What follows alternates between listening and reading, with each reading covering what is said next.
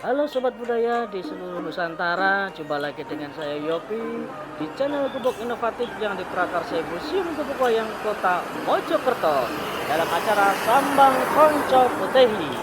Nah, Sobat Budaya, seperti video-video saya sebelumnya, saya akan menyambangi teman-teman Putehi di berbagai kota. Saat sekarang ini saya ingin sambang untuk Mas Mulyanto dari kota Surabaya. Seperti apa absen obrolan santai dengan Mas Mulyanto? Terus ikuti video, jangan pindah channel. Dan sebelumnya, like, comment, share channel Gubuk Inovatif agar kami tetap semangat dan semonggo.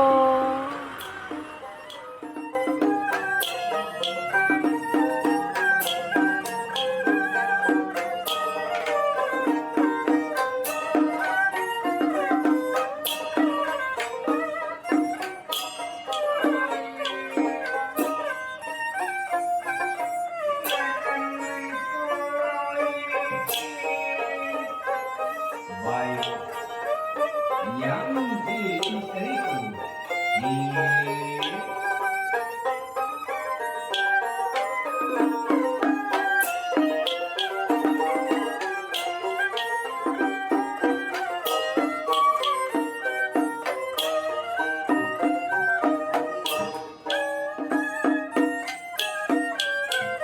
Halo Sobat Budaya di seluruh Nusantara, saya Yopi di channel Gubuk Inovatif dalam acara Sambang Konco Putehi yang diprakarsai Museum Gubuk Wayang Kota Mojokerto. Seperti perjalanan saya dalam acara Sambang Konco, saya mendatangi bersilaturahim dari sahabat-sahabat selaku pemain wayang putih dari kota ke kota. Kita sudah datang dari kota Blitar, Kediri, dari Jombang, dan di kota Malang. Sekarang saya menyambangi Konco Putehi dari kota Surabaya. Kemarin saya sudah menyambangi Pak Mujiono atau Pak John R selaku sebagai seorang dalang, juga sesepuh di Kampung Dukuh. Bahkan Pak John juga menjadi ketua 5 Perpati. Dan saat sekarang ini saya sudah bersama dengan Mas Mulyanto ya dari kota Surabaya. Dan mungkin nanti dari cerita Mas Mul ini Sobat Budaya juga bisa lebih tahu, lebih paham, lebih selain menambah pengetahuan. Oh, ini pemain wayang putih dari kota Surabaya, nama ini Pak Mulyanto. Nah, Pak Mulyanto apa kabar? Baik, Sehat selalu ya Mas Mul alhamdulillah. ya. Baik. Sudah lama kita nggak ketemu. Memang ya selain sebelum corona kemarin, dulu saya sering mampir-mampir di Kampung Dukuh ya Mas Mul ya. Dan kita juga belum pernah satu panggung ya mungkin. Oh, belum pernah ya kita ya? Belum pernah. Nah, ini Pak Mul dalam acara Sambang Konco yang di video-video sebelumnya, kita dari Museum Gubuk Wayang Kota Mojokerto berharap Pak Mulyanto atau sapaan akrab Mas Mul ini bisa bercerita dari awal mulai sebelum menjadi seniman wayang putih bahkan sampai sekarang masih eksis Pak Mul ya. Eksis. Masih eksis menjadi pemain wayang putehi. Nah, Mas Mul bisa bercerita kepada Sobat Budaya. Mungkin Mas Mul ingat tahun berapa mulai suka dengan wayang putehi? Kalau dibilang tahun berapa ya, saya kan kebetulan rumah saya dekat dengan Kelenteng itu kan Iya, ya. Dekat dengan Kelenteng dan pada saat itu saya masih SD. Mas SD Nah, juga SD itu kan kalau biasanya kalau anak-anak sekolah selepas pulang sekolah kan nonton wayang. hiburannya kan nonton wayang itu udah. Oh. Di sekitar rumah saya itu kan ada Kelenteng, Hong Tegian itu. Nah itu kan jadi saya beserta dengan teman-teman sebaya saya itu ya semuanya di sekitar Kelenteng itu di Gang Kampung Doko, Gang 2 itu. Nah, jadi dari asal muasal saya masuk ke Kelenteng, lihat, jadi nggak asing lah istilahnya. Hampir setiap hari kan di Kampung Doko itu dulu. Nah dulu seingat saya yang main itu dari empek dari Hokian dulu itu kayak Pek Gancoco itu saya ingat saya. Iya. Terus apa Ciang-ang, nah itu. Cik Coco. Ah ya itu Gancoco. Jadi kan saya jadi sudah biasa beradaptasi dengan cerita itu. Terutama yang paling saya ingat itu ya si Jinku itu dulu.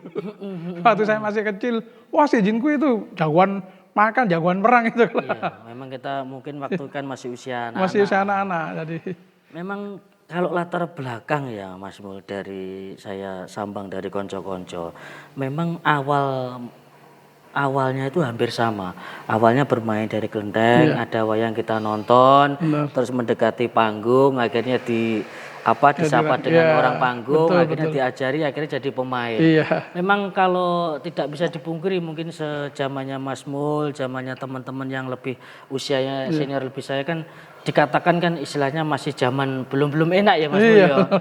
Belum ada TV pun masih hitam Oh, putih. masih hitam mungkin. putih ya, Iya. ingat dulu. Dan itu pun yang punya bisa dihitung jari ya Bisa Mas Mul dihitung ya. jari, tetangga-tetangga yang mampu aja yang punya. Ya itu mungkin di situ lah pas kelenteng ada hiburan mungkin itu kan dijadikan Iya, tontonan jadi itu waktu tontonan. itu ya Mas Mul ya. Dan ini Mas Mul kan sudah lama menjadi ini sekarang posisinya ini panjak Mas. Saya Mul, ya? panjak di Masih AOT panjak. ya. Iya masih jadi AOT. Bisa nabuh semua Mas Mul ya. Oh, kalau saya bisanya ya jiu itu kan. Terus apa itu tambur, gembreng itu. Ya, tualo istilahnya kan tualo. Ya, Itu. iya Pak Lo itu. Nah, jadi kan di usia teman saya itu kan banyak yang bisa. Jadi saya hanya istilahnya melengkapi lah, melengkapi itu. Ikut Pak Mujiono juga. Ya ikut gurunya Pak Mujono. Nah sekarang Mas Mul bisa bercerita dari pengalaman Mas Mul menjadi seorang panjak ya, Iya. otomatis kan ikut seorang dalang. Betul. Nah, Mas Mul bisa bercerita dari sekian kurun waktu sampai sekarang ini. Mas Mul ini pernah ikut dalang siapa saja Mas?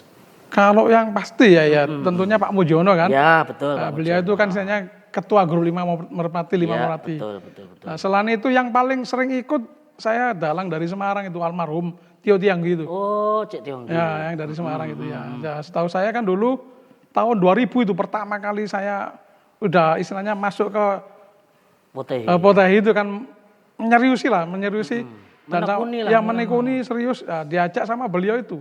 Pentas pertama saya keluar kota itu di Sukabumi itu sama beliau. Sukabumi. Ya tahun 2000 itu ingat Tahun ya. 2000 ya. Nah, selanjutnya kan dari dalang Tio Tionggi itu ya, Bapak Tio Tionggi almarhum kan, kalau ada pertunjukan wayang di kota-kota mana, dia kan kekurangan OT dia. Nah, makanya kan dia nelpon ke Pak Mujono dulu, dah. Terus Pak Mujono kan sebagai koordinator. Iya. Nah, dia memerintahkan anak buahnya ini bantu Pak Tio dan semenjak itu saya kan sering udah kemana aja, hampir kayaknya maaf di Pulau Jawa saya kelilingi udah. Sama cerita sama Pak Jon. Iya sama Pak Tio itu di Jakarta, di Pekalongan, di Semarang, di Bojonegoro. Ya, itu jadi saya terus ikut sampai tahun berapa itu? Kalau nggak salah tahun 2021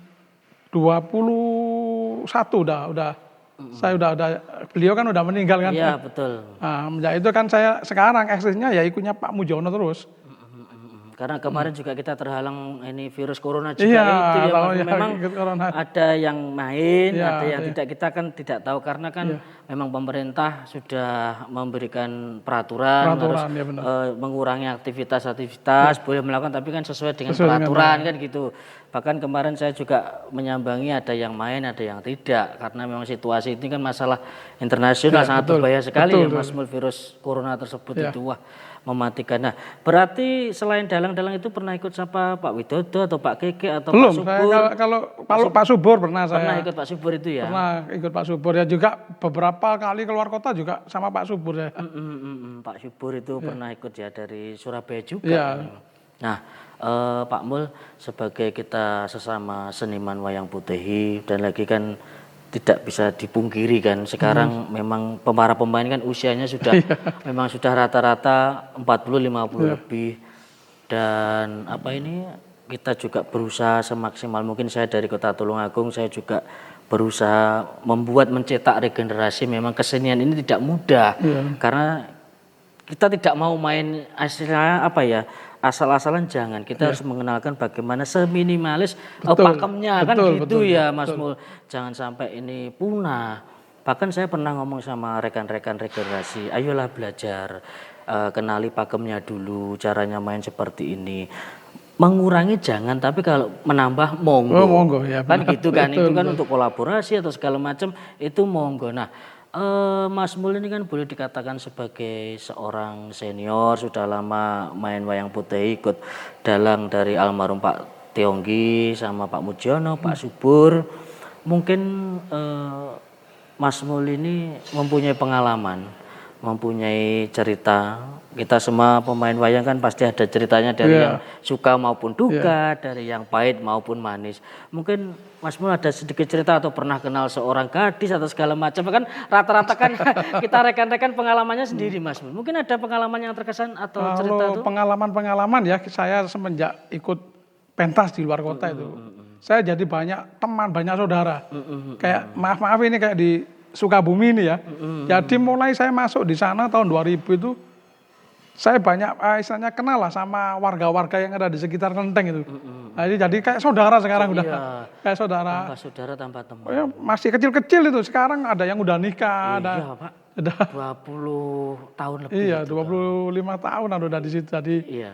di mana tempat itu kita kayak umpama saya pentas di mana di Semarang, di Kediri itu, jadi saya adaptasi lah dengan lingkungan. Jadi banyak saudara, banyak teman. Jadi banyak persaudaraan di situ. Berarti memang istilahnya di mana kaki kita berpijak, Betul ya.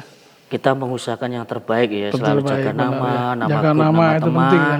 Jangan sampai kita setelah apa yang pernah disampaikan Pak Mujiono, jangan sampai kita begitu kerja selesai langsung selesai pulang, jangan.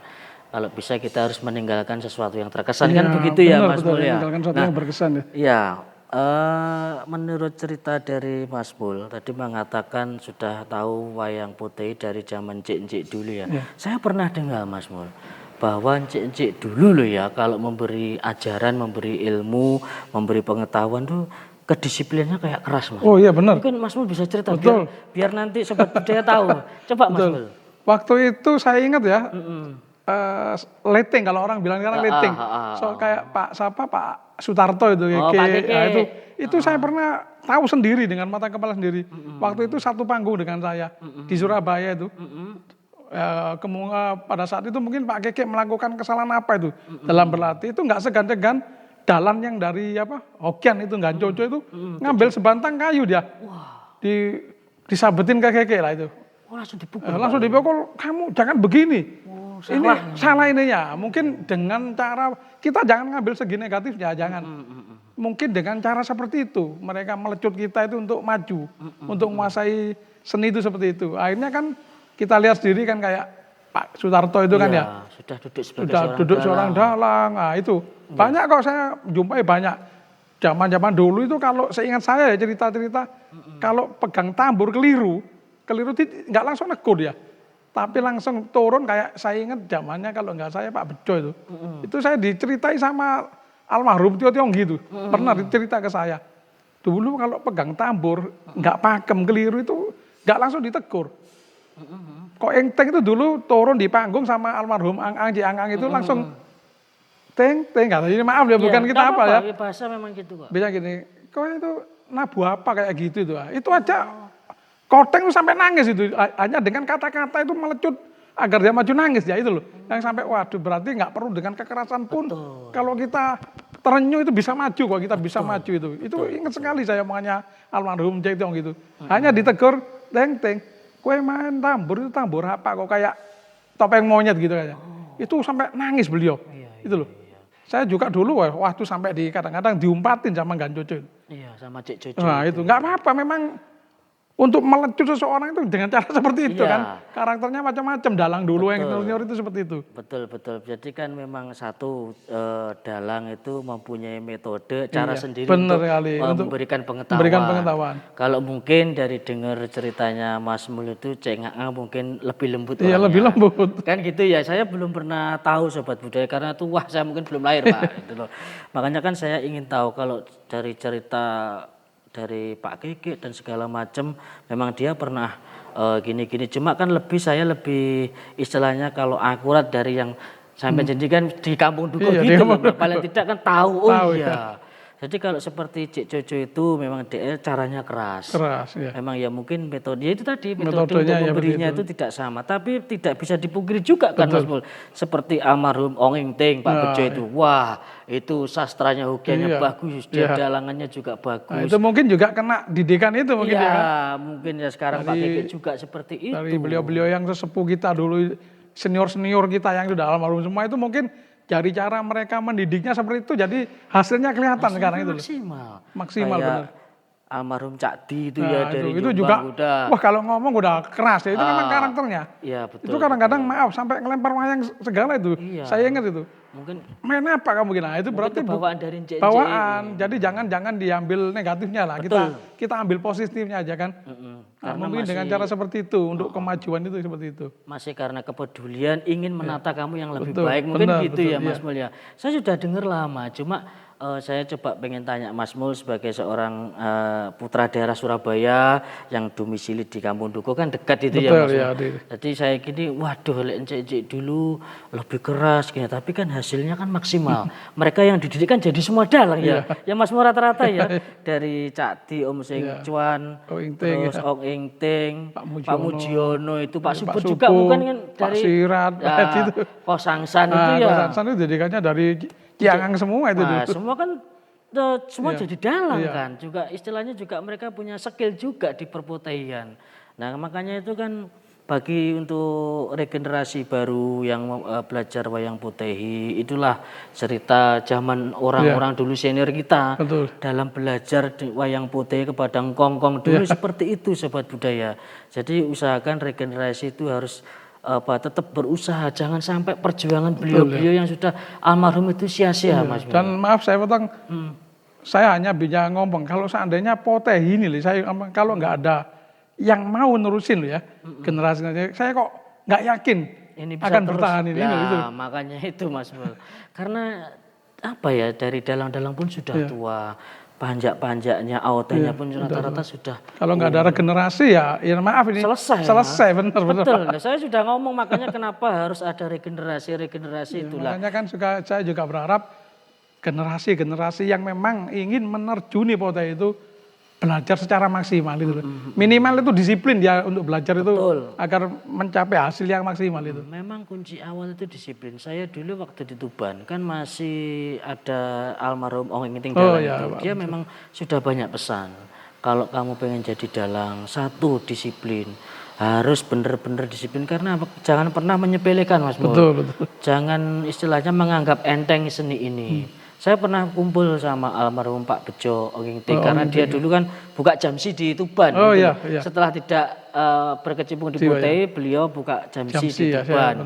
Jadi sedikit banyak saya memang orangnya juga termasuk keras juga sih, Ong Ing Ting itu. Nah, Mas Mul, karena Mas Mul tadi sudah bercerita mengenai ya setidaknya kan ada gambaran ya, kalau memang ini tidak ada regenerasi, kelihatannya potehi ini akan selesai budaya kalau ini ya. nggak ada regenerasi saya kok yakin selesai kayaknya. Kan sekarang sudah ada regenerasi dari Kota Tulungagung pun juga ada. Cuma nanti kita menunggu dari kota-kota mana yang mau menampilkan regenerasi. Lah sekarang Mas Mul kan juga boleh dikatakan sebagai senioritas di potehi.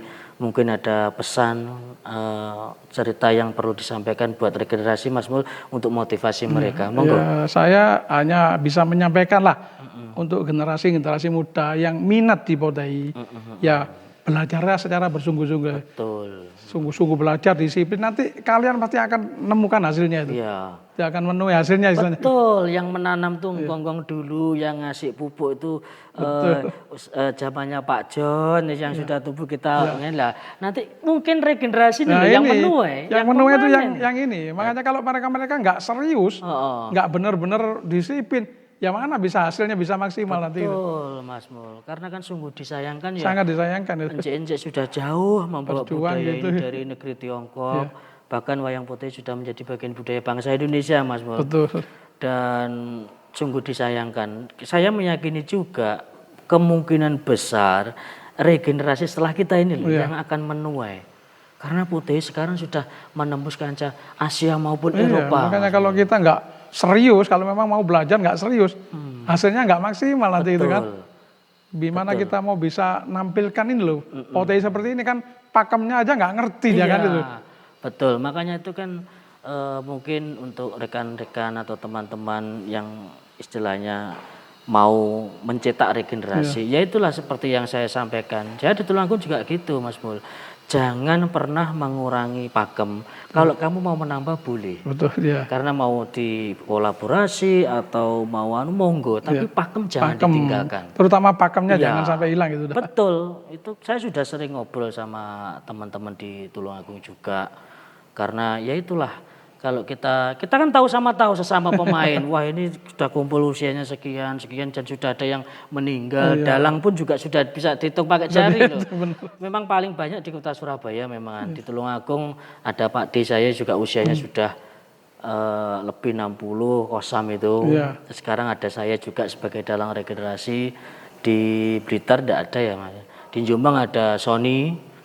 Sony ya itu anak dari almarhum Cak Pak Di Sesomo itu ya. Pak Sesomo. Nah setelah itu mana lagi regenerasi? Alfian itu. Alfian ya, cuman sekarang Alfian nggak fokus dulu ke wayang kalau makanya itu kan. Ya, kalau nggak berhenti udah kan. Makanya itu ini kan. Kalau umpama titik tolaknya udah nggak ada yang ngelanjutin. Dari generasi yang muda ini belajar kemana dia kan? Apa sih Pak Tei? Apa nggak ngerti dia kan? Pakemnya seperti apa dia nggak paham ya. Betul. Harus ada yang paling tidak membimbing, mengarahkan itu. Seperti ini loh kalau memang di PO itu pakai Pak Tei pakemnya seperti ini. Gitu. Iya. Memang sungguh disayangkan. Semoga saja dengan acara-acara Sambang Konco ini nanti bisa ada apa istilahnya muncul regenerasi itu yang saya inginkan. Belajar kan itu gitu yang ya, saya Mas harapkan itu. Biar mereka tahu, waduh rek wayang putih ternyata sudah besar di Indonesia, sudah ini dan sayang sekali pemainnya, wah aku tak minat tak belajar. Sebetulnya gitu Mas Mo, jangan sampai punah budaya ini. Sungguh disayangkan. Perjuangan kongkong dari Cina, dia menyeberangi lautan, kan nggak mungkin naik pesawat. Kita meyakini kan pasti naik jalur laut kan. Jalur laut zaman dulu belum ada pesawat terbang. Mungkin kan jaraknya bisa 1 bulan 2 bulan sampai Indonesia. Jalur laut bulanan nyampe di Indonesia itu. Makanya itu, dan lagi ini sudah tembus Eropa, tembus Asia, sungguh disayangkan. Mungkin ada perlu yang disampaikan lagi Mas Mul? Saya rasa cukup segitu ya, aja. Mas Mul, ya? Dan saya pokoknya berharap kalau ada generasi maaf yang mau memang berminat menerjuni di dunia POTI, menekuni, ya istilahnya saya mohon yang serius lah, berlatihlah secara serius. Kalau memang nggak tahu tanya kepada yang lebih senior. Seperti ini loh POTI ini, jadi mereka nanti nggak kaget, nggak kagok istilahnya kan. Ini loh seperti ini POTI itu. Nah, nanti kalau mudah-mudahan kalau mereka udah mampu akan berkelanjutan nanti POTI itu. Mainnya pun juga bisa maksimal ya Mas. Mainnya maksimal, jadi nggak berhenti sampai di sini. Betul. Kemarin itu di Pak Keke dan Pak Mujiono juga beliau sudah welcome. Siapa yang mau belajar monggo. Kalau mau datang ke kelenteng monggo, datang ke rumah monggo. Mereka sudah welcome. Semoga saja ini regenerasi menyaksikan acara Sambang Konco Putih ini Mas Mul, dan menggugah nurani mereka untuk menambah ilmu mengenai seni wayang putih. Iya betul. Kita sesama pemain putih memang berharap jangan sampai budaya ini punah ya Mas Mul ya. Kan? Sungguh disayangkan karena perjuangan dari era tahun 60 begitu masuk zaman sekarang mau enak-enaknya ini putih. Mau enak-enaknya ini kita ini generasi akan datang ini tinggal landingnya lepas landas. Kasihan dulu empen-empen yang masih merintis itu dulu. Makanya itu, bahkan kita pun juga masih menerima masa yang susah kan. Masa susah dulu. Zamannya sama-sama ini Ganjoce itu waduh. Itu benar-benar ngelewati masa susah itu. Nah, betul kan, dari cara berdisiplin, kita tidak dapat uang, kadang-kadang cuma air putih, kan putih. Gitu ya Mas Mul ya. Ya pertama memang adaptasinya kita disuruh. Saya dulu masuk aja udah senang tuh. Bisa masuk di panggung udah ini main wayang itu. Bisa cerita sama teman-teman. Saya tadi masuk, saya pegang wayang itu udah satu kebanggaan kan, cerita sama teman-teman itu. Betul. Memang saya disayangkan, memang dulu saya dengar banyak cerita dari Pak Wardi, dari Pak Keke, sungguh keras sekali, tapi benar apa yang disampaikan Mas Mul. Jangan diambil sisi negatifnya. Itu mungkin cara dalang mempunyai metode sendiri seperti cengaang, cuma dengan sampean kata yang lembut tapi membuat engkong bejo itu almarhum Cik Ingting sampai meluluhkan air mata. Ya mungkin terenyuh atau bagaimana. Berarti gitu. Aku salah ini, maksudnya perlu diperbaiki itu. Betul, memang. Ya benar Pak Rawi bilang metode itu masing-masing. Beda. Mungkin kalau saya kan belum tahu orangnya, tapi kalau menurut keterangan dari Mas, wah itu berarti karakter orangnya tidak sama. Cengeng itu lebih lembut. Kalau Jojo itu lebih keras itu. Lebih keras. Cuma kan nanti hasilnya sama kan. Tujuan mereka itu saya yakin sama kok. Nyetak kader POTI yang benar-benar mumpuni kali saya kan. Terbukti sampai sekarang. Terbukti. Mereka semua jadi dalang semua. Kan? Tinggal bagaimana nanti sebarak saya atau senior saya nanti kalau mencetak regenerasi, mungkin setelah menonton, aku perlu gaya meneh, perlu marahi sing tenanan arek-arek iki lho. Iki wis wayahe panen mereka kan gitu tuh Mas. Waktunya istilahnya menuai hasilnya ini. Makanya kita yang istilahnya belum pernah menemukan masa kerjanya, ya enggak apa-apa, inilah memang seni. Oke, kan seni, gitu seni Mas. itu. Kita sudah semaksimal mungkin bertahan sampai sekarang sebagai seniman wayang potehi. Nanti alhasil jika memang tidak ada regenerasi yang ada, potehi ini harus punah ya kita kan juga tidak bisa berbuat banyak. Berbuat banyak benar. Memang keadaannya seperti itu. Itu kan butuh dorongan dari nurani kan. Tersentuh, wah aku seneng ada minat. Sebetulnya kalau saya pribadi memang talenta itu bahkan mempengaruhi. Iya. Cuma itu kepribadian lebih dominan Mas Mul. Iya. Dia bakatnya tebal, punya skill segala. Tapi kalau pribadiannya wah sering nukari konco, sering anu gitu ya enggak jalan nanti Mas Mul. Iya, berhalangan nanti. Karena kita kan main tim. Timnya kan harus dijaga juga ya. Maka juga pernah disampaikan oleh Pak Mujiono. Pak Mujiono banyak di video Sambang Konco banyak memberi ilmu, banyak memberi cerita karena apa? Di Kampung Dukuh kalau menurut saya itu memang zamannya dulu encik-encik itu mainnya di situ gitu. Iya benar, saya masih ingat itu dulu. Itu kan nanti waduh sobat budaya menjadi senang. Itu lah ceritanya encik-encik gitu. Jadi kalau memang sudah tidak ada yang perlu disampaikan, saya mewakili Museum Gubuk Wayang Mojokerto Mas Mul mengucapkan terima kasih. Sama-sama. Mas Mulyanto sudah mau berbagi cerita di acara Sambang Konco Potehi di channel Gubuk Inovatif yang diprakarsai Museum Gubuk Wayang Kota Mojokerto. Semoga Mas Mulyanto sehat selalu, panjang umur, dan kita nanti bisa ngobrol-ngobrol di lain kesempatan Mas Mul. Terima kasih. Nah, sobat budaya di seluruh Nusantara, demikian tadi bincang-bincang saya dengan seniman wayang potehi dari kota Surabaya, Mas Mulyanto, yang berasal dari ini Kampung Dukuh. Dan Mas Mul juga sudah berbagi cerita pengalaman sebagai seniman wayang potehi. Semoga bincang-bincang kami berdua bisa menambah wawasan, menambah pengetahuan sobat budaya mengenai pelaku-pelaku seni wayang potehi di Indonesia. Dan terus ikuti video saya, jangan lupa like, komen, share channel Gubuk Inovatif yang diprakarsai Museum Gubuk Wayang Kota Mojokerto. Sampai jumpa, salam budaya memajukan bangsa.